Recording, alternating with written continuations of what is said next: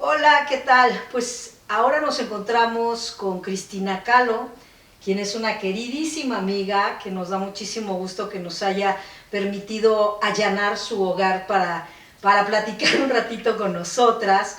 Eh, pues desde hace mucho que ya traíamos ganas, ¿te acuerdas? De platicar contigo, pero finalmente pues yo creo que este es un muy buen momento, Cris. Y bueno, pues Cristina Kahlo es una artista visual con una gran trayectoria, con una... pues ha incursionado en distintos medios en la fotografía. Sus inicios son con la fotografía tradicional que utilizábamos, analógica, claro, maravillosa, esos blancos y negros y demás que eran espectaculares. Pero Cris ha atravesado ya diversos senderos, ha incursionado en el collage, ha estado también trabajando inclusive con pintura, instalación, etcétera. Entonces, pues creo que es bien importante, Cris, hablar desde esa arena, ¿no? De tus flujos, cómo se han ido dando tu experimentación, no solo en la fotografía, sino en general en las artes visuales. Y pues de nueva cuenta, muchísimas gracias por permitirnos el día de hoy estar acá. No, al contrario, muchísimas gracias a ustedes y bienvenidas, por supuesto. Pues ahora cuéntanos. Pues mira, yo creo que de alguna manera creo que nos está tocando vivir épocas muy interesantes, ¿no? Sobre todo en la fotografía y bueno, en general, o sea, con todos estos medios alternativos que, empezando por el teléfono, ¿no? O sea, digo, en los 70s, 80s, alucinábamos con pensar en un teléfono inalámbrico, ¿no? Ahora traemos no solamente un teléfono inalámbrico, sino que es cámara fotográfica, grabadora, puedes ver tu internet, puedes hablar por teléfono, tienes la agenda, o sea, es una cosa increíble. Y sí, efectivamente, a mí me tocó empezar con la fotografía analógica, revelar rollo, imprimir en el laboratorio con la... ¿Yo dije análoga o dije analógica? Ya ni sé. Análoga, me parece. No, pues no. Bueno, y de alguna manera yo creo que también a mí en lo personal, bueno, a nosotros nos tocó el cambio a lo digital, ¿no? Y para mí, bueno, sí les confieso que fue así como un gran paso, como entrar en la luna. La primera vez que tuve que trabajar con fotografía digital, porque yo estaba trabajando fotografía analógica. De hecho, acababa de lograr comprarme mi primera Hasselblad. No, porque trabajaba con una Rolleiflex que había sido de mi papá. Había que mandarla a componer, en fin, bueno, logro comprar la Hassel, ¿no? De medio formato, y en eso me piden una chamba para una revista en Chile, y yo digo, bueno, pues les mando las diapositivas, y me dicen, no, ¿cómo nos mandas las diapositivas? Nos mandas los archivos digitales. Y ahí tuve que empezar con la fotografía digital, y sí fue un shock bastante importante en la vida, porque era pasar de la película a la imagen digital, comprar una cámara digital que no tenía yo entonces, y aprender todo lo que eso significa. O sea, pasar de la sensibilidad ISO de la película al RAW y el JPG y el TIFF, y yo, ¿qué es esto? O sea, entró en mí como una sensación de ignorancia absoluta, ¿no? De a ver, ¿cómo? Soy fotógrafa y no entiendo nada de esto, ¿no? Y pasar del laboratorio al Photoshop y al Lightroom y a la computadora, y digamos, la dinámica es muy distinta, ¿no? Porque, por ejemplo, el laboratorio para mí en lo personal es un espacio meditativo, y es un espacio solitario, y es un espacio donde, bueno, te pones tu música, y ahí la sorpresa en el revelado, por ejemplo, de una película, o sea, tú no puedes ver lo que fotografiaste realmente, o sea, intuyes, pues, no bajo la cuestión de que conoces la técnica, más o menos sabes qué es lo que va a salir, pero igual en el revelado algo falló, la temperatura, y sale otra cosa, ¿no? En fin, hay un tiempo de espera, o sea, los fotógrafos trabajamos con tiempo, todo el tiempo trabajamos con el tiempo, ¿no? Entonces, de repente, eso cambia radicalmente, porque tú en la cámara puedes ver lo que fotografiaste, o sea, ese tiempo se elimina, pero también se elimina este lado meditativo que le llamo yo, ¿no? Entonces, pues de repente tuve que aprender todo esto, aprender Photoshop, aprender el Lightroom, aprender el lenguaje, ¿no? El lenguaje digital. Y en un principio estaba yo muy enojada. Debo reconocer que a mí el cambio me cayó gordísimo, porque como de manejar una técnica, pasar a otra que no estaba yo entendiendo del todo, y que me quitaba ese lado, digamos, de contacto con el material, que a mí en lo personal siempre me ha gustado mucho. O sea, en mis inicios, pues sí, empecé con impresiones plata gelatina, pero muy rápido en mis inicios como artista visual o fotógrafa, empecé a intervenir las copias, o sea, muy rápido. Entonces, de repente esta cosa de la computadora, como que me hacía falta algo. Pero finalmente, bueno, uno se tiene que reconciliar con los medios y sumar, ¿no? Claro. O sea, como que finalmente entendí que lejos de enojarme debería de aprenderlo y sumarlo, digamos, a todas estas posibilidades que tiene la fotografía. O sea, así como intervenía yo las imágenes en plata gelatina, pues aprendí también que podía, a partir de una imagen digital, hacer un negativo digital. Entonces empecé a hacer impresiones en el laboratorio con negativos digitales a partir de mis fotografías, a partir de las fotografías digitales hacia un negativo, y después con ese negativo puedo trabajar tanto en impresiones de platino como en cianotipo, como en plata gelatina, y después intervenir esas imágenes como lo hacía o sea, regresar, digamos, ¿no? Sí. Es como todo un trayecto, es como pasar por lo digital para regresar a lo analógico. Y entonces ahí ya me entró la fascinación, porque empiezas a descubrir nuevas alternativas, nuevas opciones de trabajo, y entonces ya no se resta, sino que se suma a la creatividad.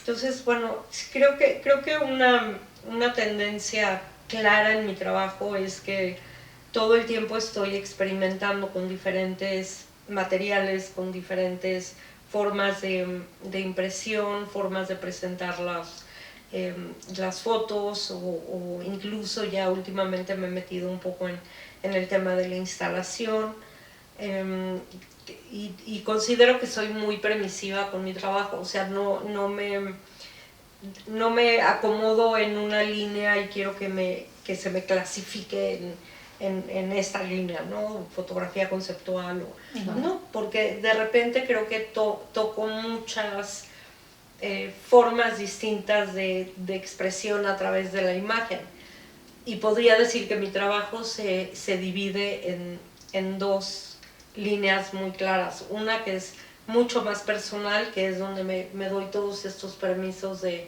experimentar, y otra fotografía que también es personal, pero que se inclina más hacia la fotografía documental. Creo que eso hablando con ustedes y analizándolo, me lleva a que siempre traigo la cámara conmigo. O sea, siempre hay una forma en que puedo trabajar, ya sea si la situación se presta a la fotografía documental o se inspira a algo más personal. Entiendo. Y eso sería un poco como una diatriba entre foto construida o momento decisivo, o para ti no hay diferencia. O sea, de pronto tienes una idea más clara y piensas que quieres hacer una imagen, o a veces sí es más de capturar el instante. Yo creo que dentro de mis imágenes documentales habría más esta idea del momento decisivo, ¿no? De encontrar la expresión en una persona, el momento en que algo sorpresivo sucede y logras detenerlo fotográficamente, ¿no? Detener ese tiempo. En cuanto a la fotografía, que es más personal, son proyectos que van surgiendo. Creo que entra una vez más este tema de lo meditativo, o sea, cómo te enfrentas hacia un tema, más que a un sujeto, como sería en la fotografía documental a través del retrato y demás, en esa otra vertiente de mi fotografía. Creo que se inspira mucho en la lectura, por ejemplo. O sea, creo que gran parte de mi imaginario surge de la lectura, ¿no? Entonces, de repente, bueno, pues estoy leyendo algo que me evoca una imagen, por ejemplo, ¿no? Por poner un ejemplo, si estoy leyendo Marcel Proust y de repente Marcel Proust escribe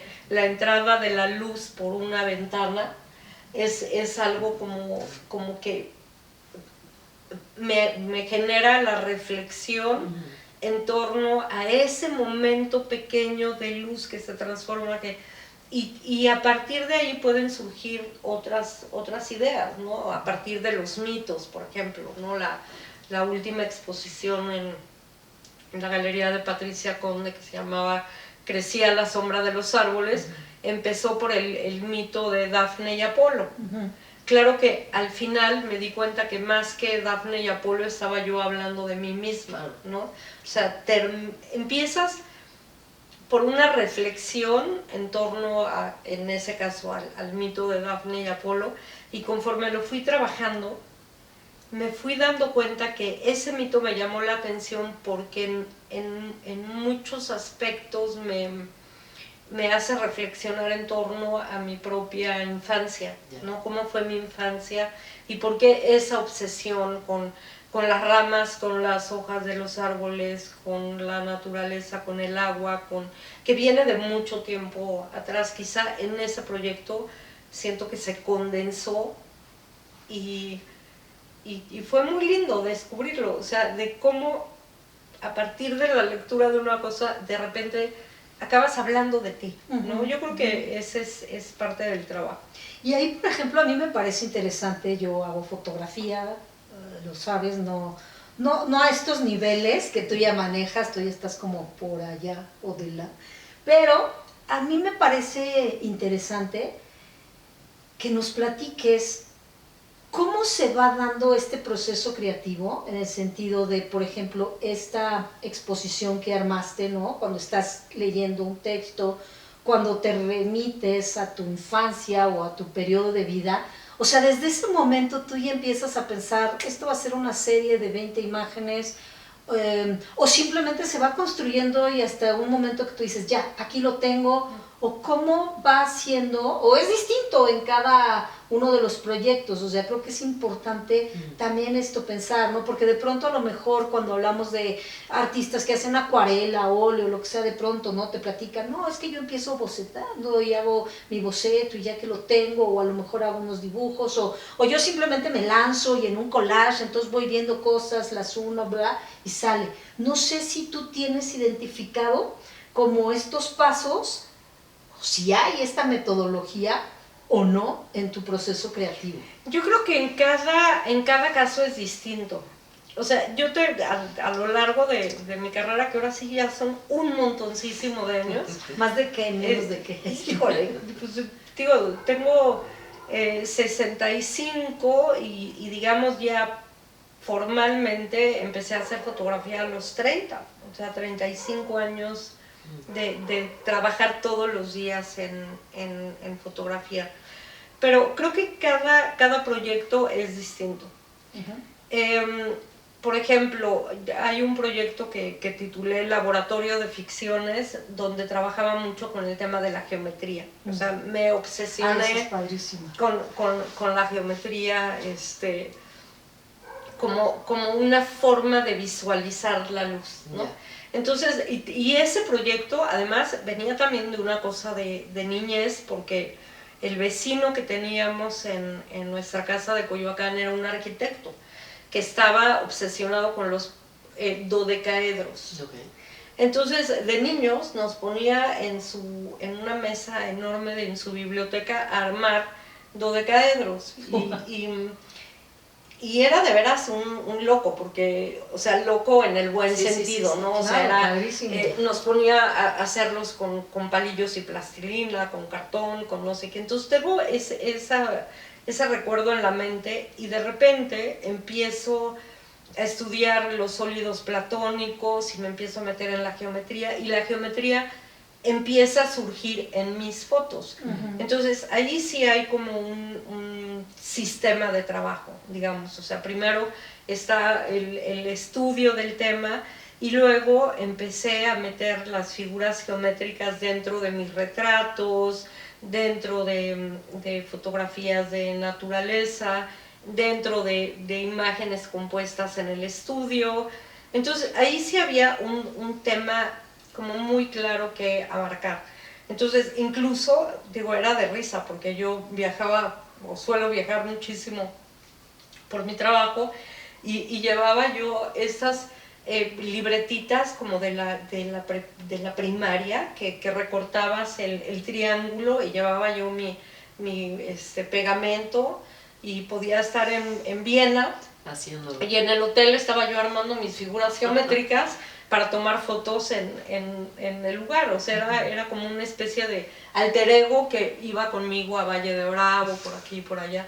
Entonces, ahí es digamos, sí había una forma muy clara de trabajo. Incluso para algunos retratos mandé a hacer unos triángulos enormes donde hacen las piñatas, ¿no? O sea, como que había todo un tema de exploración en cuanto a visualizar las figuras geométricas en diferentes contextos.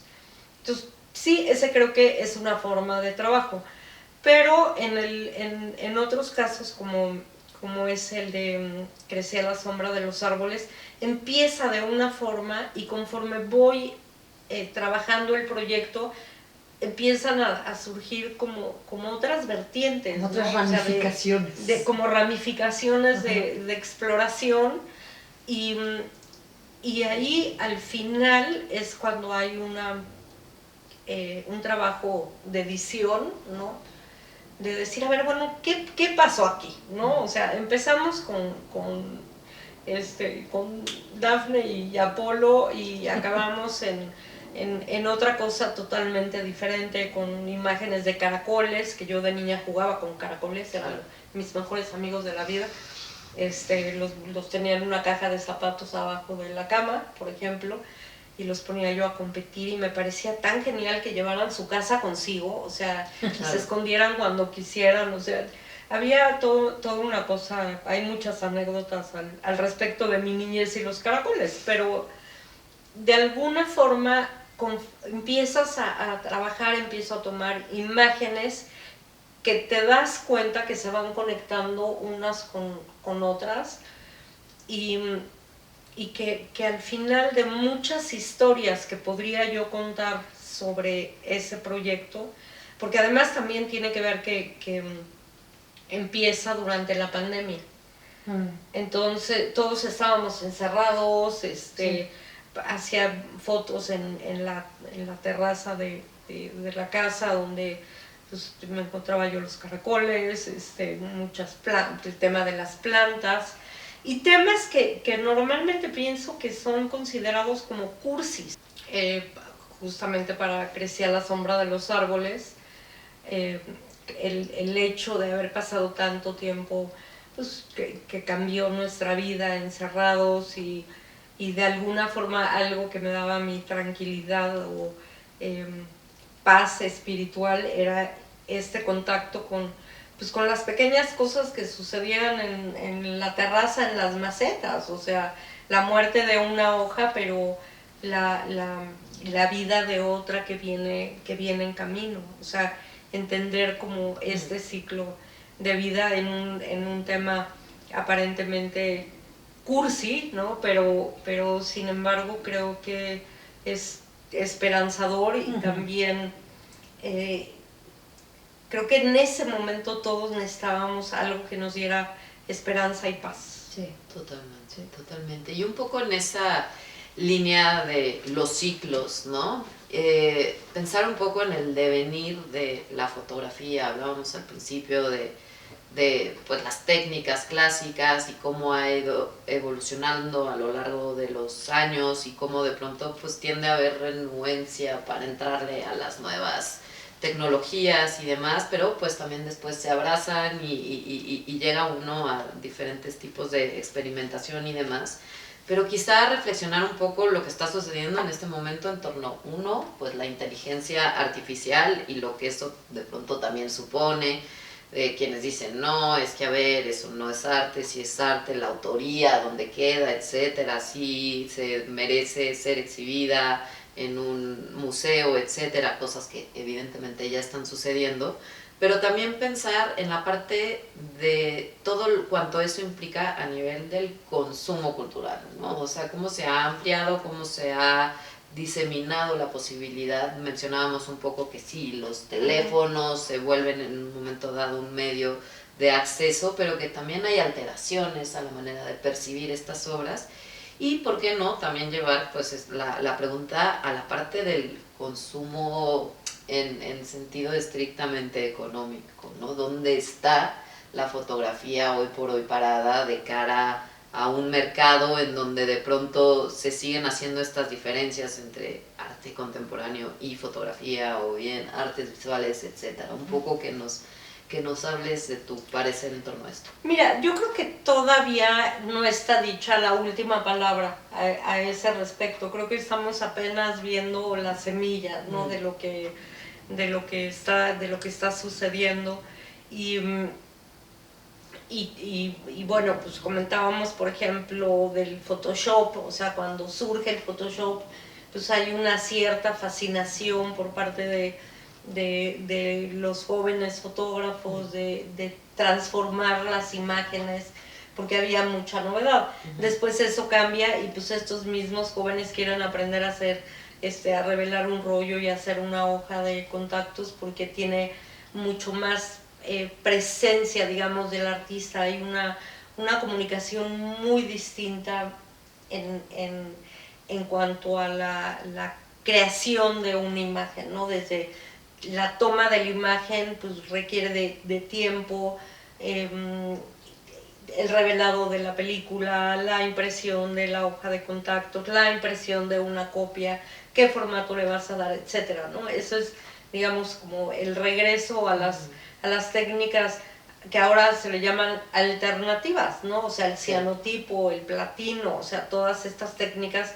que son las técnicas originarias, por llamarlas, ¿no? Que ahora le llaman también ahora antiguas. Ahora son alternativas, como si fueran la gran novedad, y no, es totalmente al revés. Claro. En cuanto a la inteligencia artificial, yo creo que todavía no sabemos qué es lo que va a pasar realmente, como ocurrió con el Photoshop. O sea, el Photoshop ha servido en cierta forma para crear imágenes distintas, pero depende mucho también de quién está detrás de esa imagen. Es decir, el Photoshop no puede crear una imagen por sí solo, ¿no? O sea, no necesitas como el creador que está detrás, que le dé la indicación al Photoshop para difuminar esto, para cambiar los matices de color o transformarlo a blanco y negro, qué sé yo, ¿no? O sea, todo eso necesitas un creador detrás de eso. Pero en cuanto a la inteligencia artificial, creo que va a ser mucho más complicado, porque habría que definirlo, creo yo, no sé, a lo mejor en unos años cambio totalmente de opinión, pero pero creo que no puede entrar dentro de fotografía, porque ya no, o sea, no es en sí, digamos, el ojo el que ve o el que capta algo y que después lo puedes transformar, etcétera, pero lo inicial es el ojo, o sea, es la herramienta principal, por decirlo, ¿no? En la inteligencia artificial es el cerebro, digamos, o la inteligencia del ser humano que tiene que hacer una pregunta o hacer una petición a la inteligencia artificial para crear una imagen que tú mismo no estás viendo, estás imaginando. Esto yo creo que ahí es donde ya estamos hablando de cosas muy distintas. Quizá debería de tener otro nombre, no fotografía como tal, ¿no? O sea, sino porque ahí es el cerebro, digamos, el creador de una idea, ¿no? Y después la inteligencia artificial, a través de toda esta información acumulada, va a crear algo, en teoría, que es lo que tú estás pidiendo, apegado a lo que tú estás pidiendo. Donde a mí me entra mucho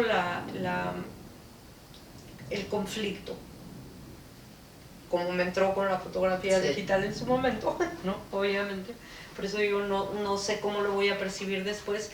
Donde me entra el conflicto es que siento que las personas estamos empezando a dudar de nuestra capacidad intelectual.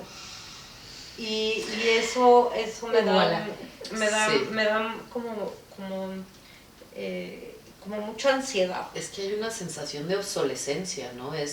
O que te van a sustituir. Exacto, o sea, no vas a yo tener que aporto utilidad. Ahora, a mí eso no o puedo negar que de pronto que tienes pasando. que estar preguntando si estás en lo correcto acerca de algo, o en vez, por ejemplo, de escribir un texto. Yo, por ejemplo, me piden muchas conferencias, ¿no? De repente, de fotografía mexicana, o incluso, digo, por lo mismo de la relación familiar con Frida Kahlo, que a veces es un poco pesado, pero también me piden conferencias en torno a la familia, y lo tengo que hacer porque también es parte de mi pasado, y porque pues necesitamos que la gente sepa que también hay familia productiva, claro, dentro de este relajo que es. Pero, o sea, pedirle a una inteligencia artificial que te haga la conferencia, que diga esto y esto y esto, y seguramente tendrá mucho más información que tú, porque abarca todo la información, se ha nutrido de muchos, ¿no? Acerca de fotografía contemporánea o fotografía mexicana, o el tema que ustedes quieran. Y ya no es esta cuestión ni siquiera de preguntarle a Google, a ver, la fecha de tal. O sea, ahí todavía hay como preguntas muy específicas, pequeñas, y tú tienes que armar el contexto, ¿no? En tal año la fotografía mexicana tal, y llegaron tal y tal, y todo eso tu mente lo tiene que armar, y tienes que trabajar con la mente. Y pongo un ejemplo así pequeñitito. Antes no sabíamos los números de teléfono. Ahora no nos sabemos los números de teléfono, porque el teléfono se sabe los números de tutti quanti. O sea, está tu número, el tuyo, tenemos el chat en común, no sé qué. O sea, no tengo la necesidad de aprenderme los números. Y lo mismo va a ocurrir con otras cosas, que poco a poco siento que estamos dudando de nuestra capacidad intelectual, y que estamos perdiendo como ese hábito o ese placer, casi diría yo, de ir y buscar dónde vi tal imagen que tomó tal fotógrafo, que fue en tal lugar, y entonces hacer como esta reflexión, ir y buscar el libro y sacarlo. Ok, claro, ya me acordé que este fotógrafo estaba vinculado a este estilo, por edad, ¿no? O sea, hay todo un funcionamiento mental que creo que es importante. Pienso que es muy importante. Claro, mucho más fácil. A ver, imagen de niño corriendo en no sé qué encima de un charco, Cartier año tal, en tal lugar, pum, pum, y te vacía toda la información. Mucho más rápido que todo el otro proceso. Pero ¿qué tanto este tipo de cuestiones van a hacer una merma y con tanta cosa, el Alzheimer y la demencia y tal, el no tener la cabeza funcionando, creo que no sé a dónde, o sea, estoy dudosa, ¿no? Y no puedo decirte está mal o está bien, porque habrá 1000 cosas que en las cuales esté fantástico, y otras en donde no sea tan fantástico. Claro, claro. Y Cris, en este número de la revista te platicábamos, ¿no? Que hemos considerado que este tema, hablar sobre el consumo cultural, es súper importante en estos momentos, justamente en una época post-pandemia, donde justamente lo cultural fue lo primero en cerrar, fue lo último en abrir, donde hubo tanto caos, donde las mentes creativas nos han dado muchísima información de lo que fue ese periodo, de lo sucedido. Hay gente que de pronto le dio más por escribir, gente que empezó a crear mucho más, como tú dices, en procesos de soledad, etcétera. Pero todo eso es desde la parte creativa, ¿no?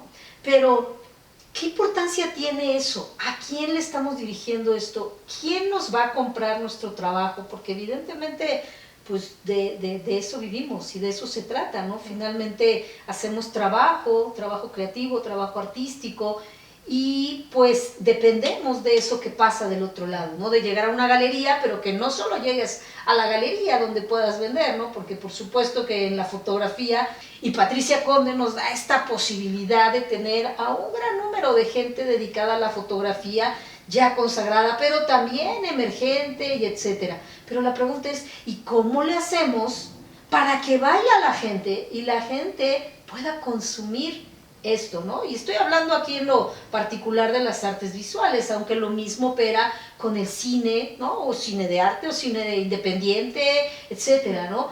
¿Cómo logramos captar a nuestras audiencias? ¿Tú te has puesto a reflexionar sobre ese tema en lo particular, Cris? Decir, ¿y ahora cómo yo hago con mis redes sociales? ¿O cómo yo hago para que voy a tener una inauguración y quiero que caigan mares de gente y estas personas puedan comprar mi trabajo, ¿no? Y yo pueda seguir produciendo y pueda viajar y pueda ir y etcétera. O sea, no sé si tú le has dado algún tiempo de reflexión a la parte del consumo cultural.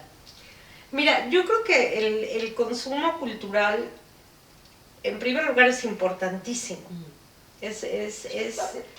Y más en el mundo que estamos viviendo actualmente en todos sentidos. O sea, las lluvias son las peores que podemos recordar.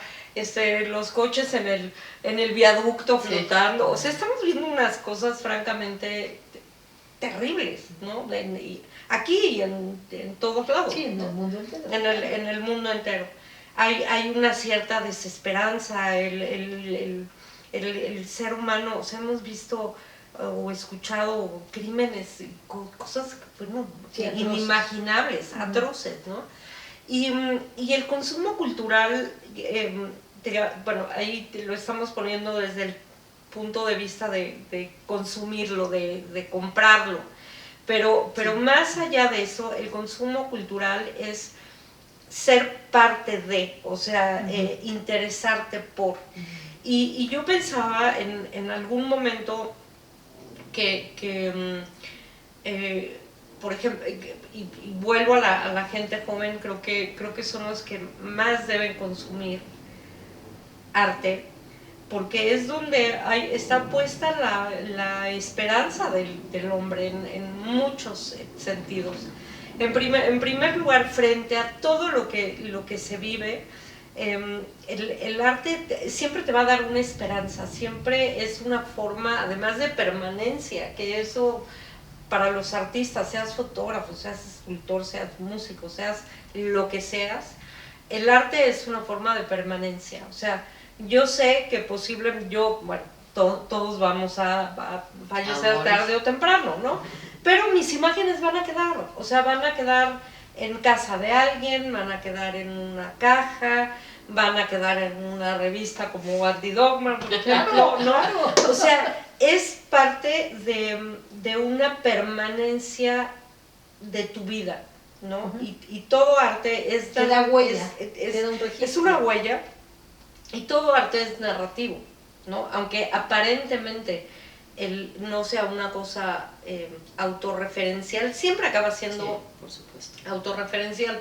Y yo digo que en el caso de la fotografía, sobre todo, ¿no? Porque de alguna forma tú estás documentando, al fotografiar, estás documentando la existencia de algo, de una silla, de una persona, de un objeto, de una fiesta, lo que estás documentando, la existencia de eso, pero al mismo tiempo es tu propia historia, porque tú estás ahí, ¿no? Entonces, eso forma parte de mi historia, o sea, tal día estuve con ustedes porque hay una grabación, o sea, estamos hablando de dos historias al mismo tiempo, sí, ¿no? O sea, la existencia pero a la vez la vida del creador. Y el tema de el consumo del arte, o sea, ¿por qué se consume arte? Hay dos vertientes a mi forma de entender. Una que es mercadotecnia pura, ¿no? Que es una inversión, ¿no? Hay quien netamente compra por inversión. He conocido mucha gente que inculta hasta la pared de enfrente y que compran grandes obras por inversión, porque saben que el día de mañana va a valer más y porque les da miedo tener el dinero en el banco o porque yo qué sé. Y he conocido mucha gente así. Pero tal cual te lo dicen, o sea, claro, van a las subastas y compran grandes obras de arte para tenerlas, porque escucharon que tal artista, su plusvalía va a ser mayor en un par de años. Y así sucede. Pero hay otro gran sector que en verdad creo que se involucra con la obra. Y como artista visual, yo creo que una cosa de las que a mí más me ha fascinado siempre es escuchar lo que la gente, no es correcto decir piensa de mi obra, no es si les gusta o no les gusta, no va por ahí, sino más qué es lo que perciben a través de mi obra, ¿no?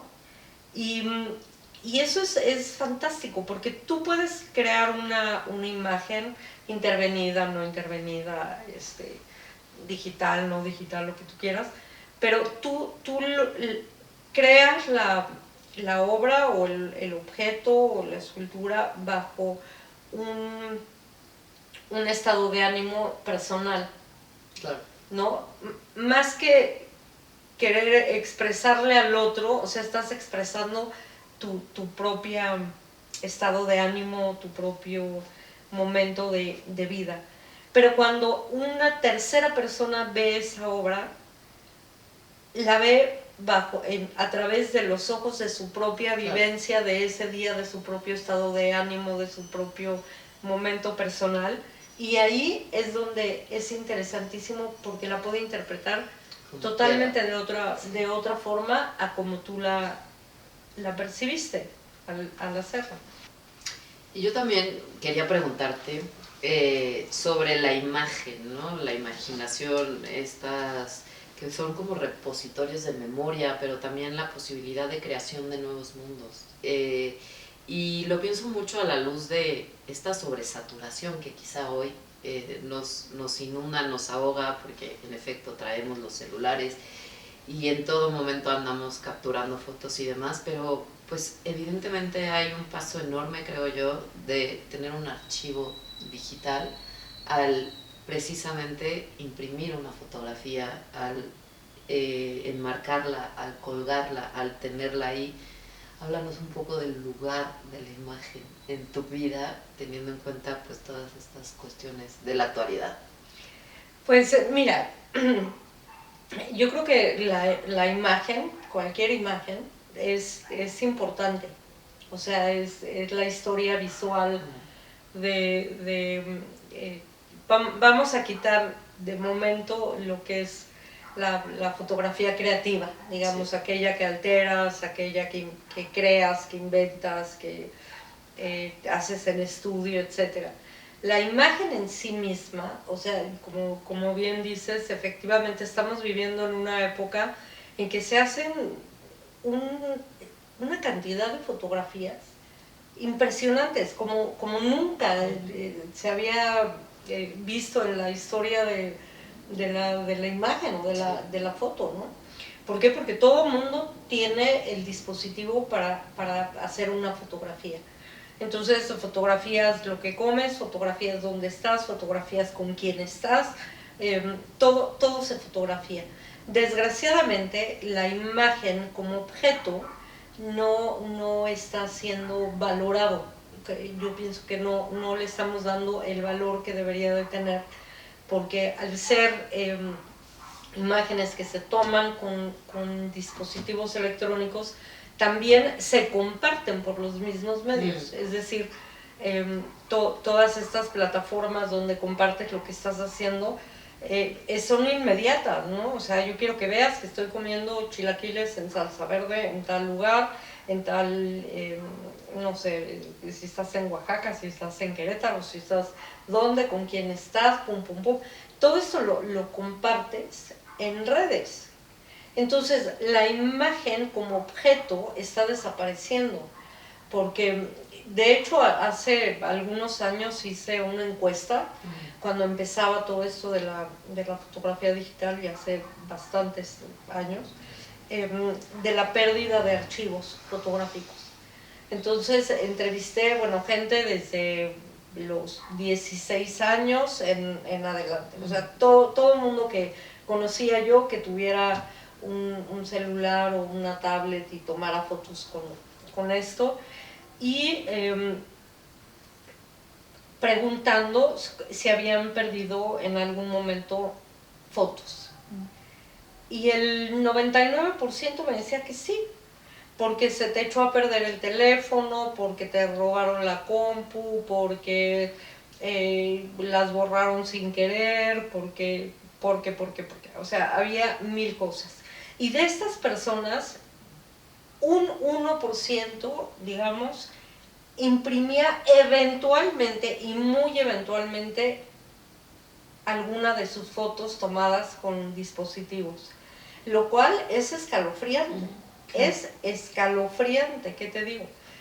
Porque todas esas imágenes se van a perder tarde o temprano. Es decir, yo, Cristina, soy fotógrafa, o digamos, me dedico profesionalmente a eso. Eres un artista de la lente. Pero también hago fotos de mis hijos, y hago fotos de los perros, y hago fotos de la fiesta. Y incluso a mí, a veces, se me pasa de imprimir una que otra foto de esos eventos familiares. Entonces, en el momento que tú ya no estés en este plano terrenal, ¿qué va a pasar con todas las imágenes de los celulares? O sea, tú o yo, Cristina, a mis hijos, ¿qué les voy a dejar de ese pasado en común? ¿No? Un USB con fotos, o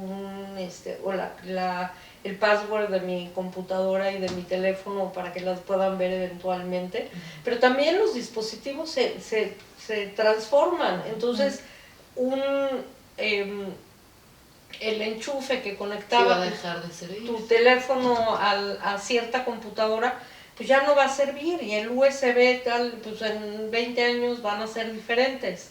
Entonces, el valor de la imagen impresa, que es a donde voy, es importantísima. Claro. Sea de quien sea, sea de un artista de la lente o no, o sea de la familia que sea de la persona que sea, es importante eventualmente, y cada vez que me toca hablar de fotografía en una conferencia frente a jóvenes y demás, les digo, impriman sus fotos, eventualmente impriman algunas de sus fotos, porque hay información trascendental.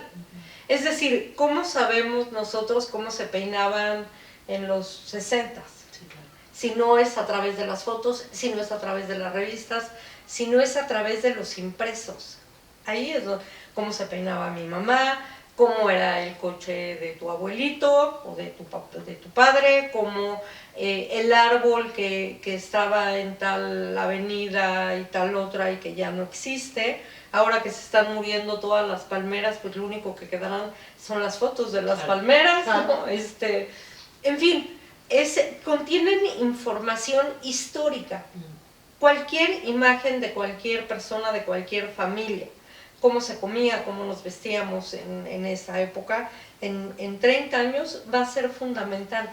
Y mucho de ese material se va a perder. Se va a perder.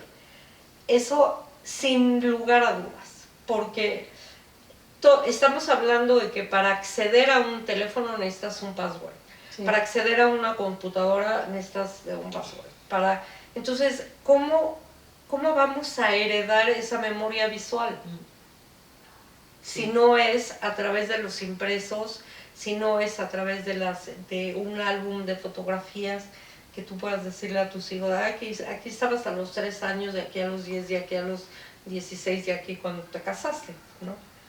Y todo que lo estamos perdiendo de vista, yo inclusive, ¿no? Porque mi trabajo es más, digamos, enfocado a las exhibiciones, etcétera, pero procuro eventualmente imprimir algo del anecdotario familiar porque va a ser parte de la historia de mis hijos y de sus hijos, sí. ¿No? Y bueno, parte de ello pues también son las publicaciones impresas, ¿no? Para tomar un poco también de antidogma. O sea, una publicación trasciende.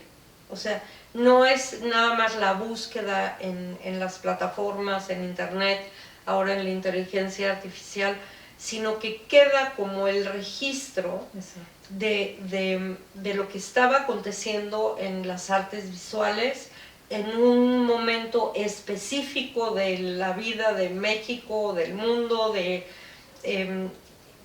es como un compendio de información cultural, sí, que nos habla de cuáles eran nuestros intereses, qué es lo que estaban haciendo los artistas en estos años, cómo eran las galerías, cómo se presentaba una exposición, quiénes hablaban de arte, ¿no? Al rato vamos a decir, bueno, inteligencia artificial 125.302A habló de la exposición de tal y tal, de tal forma, ¿no? Pero es algo muy abstracto, no es tal persona comentó de esta exposición o de este momento en la historia del arte de tal forma. Y es exactamente lo mismo que con las fotografías como objeto, el papel, el impreso, el verlo, el que eso se herede de generación en generación. Ahí es donde me entran muchas dudas respecto a todas estas imágenes que se toman. Efectivamente, hay millones de personas en todo el universo tomando fotografías, pero ¿qué va a pasar con toda esta documentación? Claro. Sí, totalmente. Claro. Y eso, Cris, me lleva, creo que a seguir trabajando en la mente en ese supuesto, porque en efecto, para que la fotografía trascienda, no solamente tiene que estar impresa, pero tiene que ser vista, tiene que ser consumida.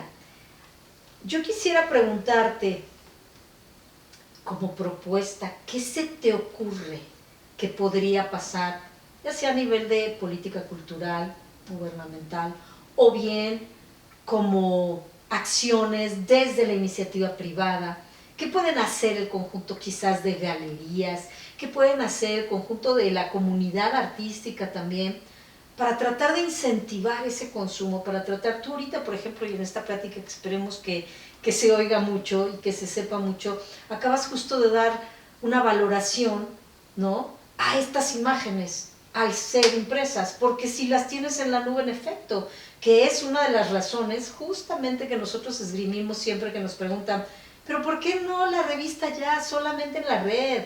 Si la tienen también subida en su página web, ¿por qué no nada más ahí? ¿Por qué tenerla físicamente? Por eso, porque es un registro, porque estamos tratando de preservar, de crear una memoria de lo que está sucediendo en estas épocas, ¿no? Pero justamente es difícil de pronto, es una estrategia para fomentar la lectura también, y es una estrategia para hacer una difusión amplia de parte de la comunidad artística que ha ido formando cada uno de los números y tal. Pero a ti como artista visual, como artista también con técnicas alternativas, ¿cómo se te ocurre o qué pensarías tú que podríamos hacer para tratar de fomentar ese consumo cultural? Porque claro, mucha gente nos dice, ay hombre, pues en la educación. Claro, sí, desde la escuela las infancias deben de tener acceso y deben de tener talleres y deben de escuchar música y danza, teatro y cine, bla, bla. Sí, claro, pero ¿cuánto tiempo va a tomar ese periodo, esa formación, no? Pero la comunidad artística vive en precarización hoy y la comunidad artística necesita de consumo cultural, ¿no? Porque pues de eso vivimos. La comunidad médica, pues está muy claro que si nos enfermamos, pues ahí tienen seguro, ¿no? Pero ¿y nosotros? ¿Cómo se puede fomentar el consumo? Vamos a hablar de la fotografía.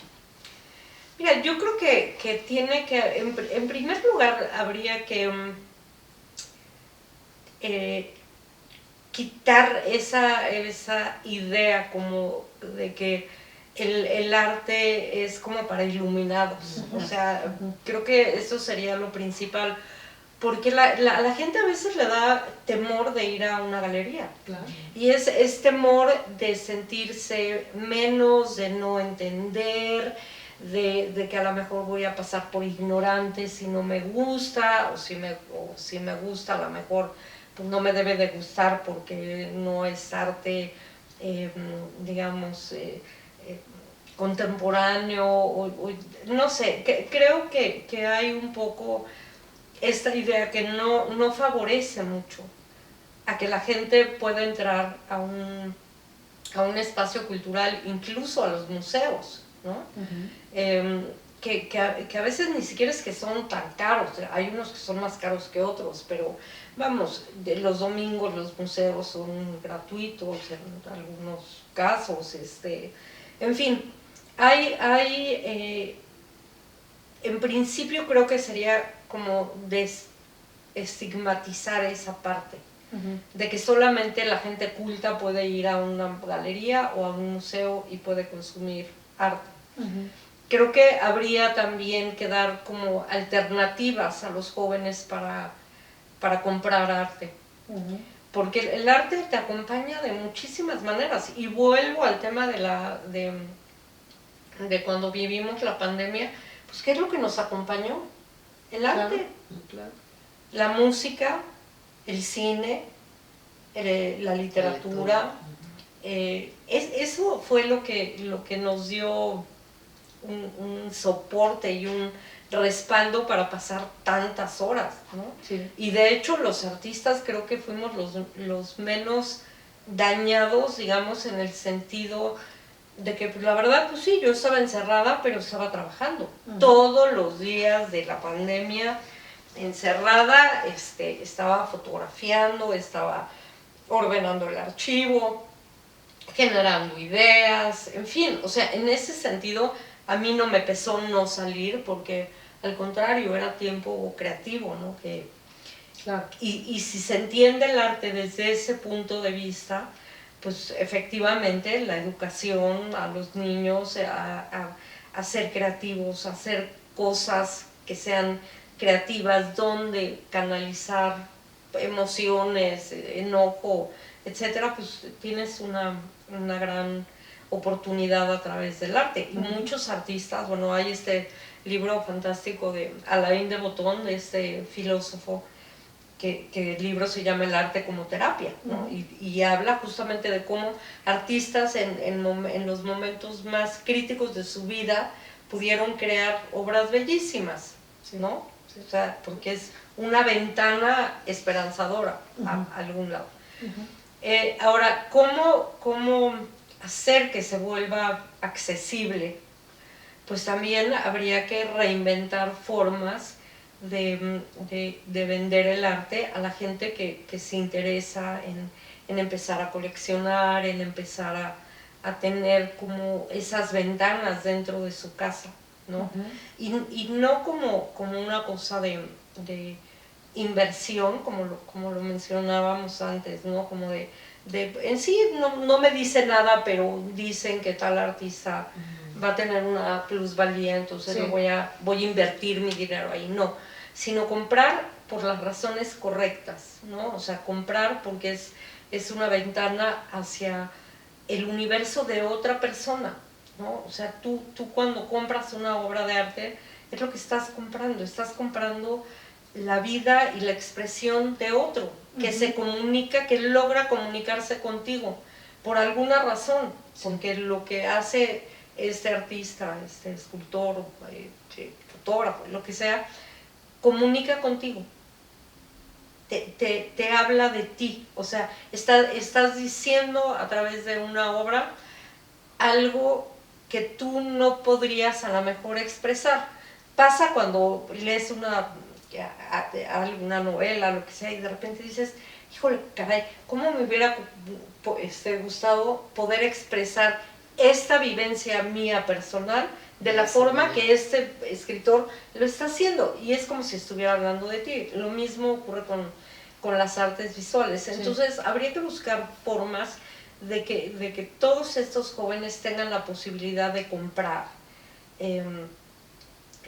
obras de arte y ir creando su propio universo visual, que es importantísimo, rodearte de cosas bellas y de cosas que digo, no necesariamente a veces tienen que ser bellas, pero que te transmitan o comuniquen algo que además tus hijos lo van a aprender de una forma muy natural.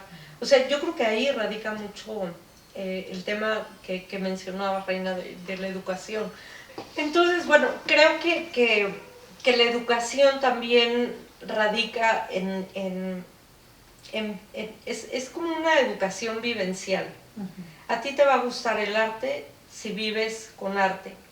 Y a veces puede ser incluso un cartel, o sea, no necesariamente tiene que ser el original, o sea, si no tienes las posibilidades económicas y convives con un cartel de una obra de arte, pues eso va a ser un referente a lo largo de tu vida, de las cosas que te van a gustar y de lo que a las siguientes generaciones que vengan de esa rama familiar también, ¿no? Si escuchas buena música, si hay libros accesibles para que puedas leer en un momento dado, pues eso es, pues yo lo diría como educación vivencial, ¿no? Pues Cristina, te agradecemos inmensamente el habernos recibido aquí en tu casa, el habernos compartido estas reflexiones. Y bueno, esperamos que sin duda esto llegue a la gente y que en efecto sigamos sembrando o poniendo semillitas para que pues el mundo del arte y la cultura sigan vivos en este país y cada vez con mayor fuerza. Que así sea, ¿no? Y muchas gracias a ustedes por darme la oportunidad de esta sabrosísima plática, caray. Sí. Este tipo de reflexiones son importantes y compartirlas con ustedes un gustazo. Muchas gracias, Cris. Muchísimas gracias. A ustedes.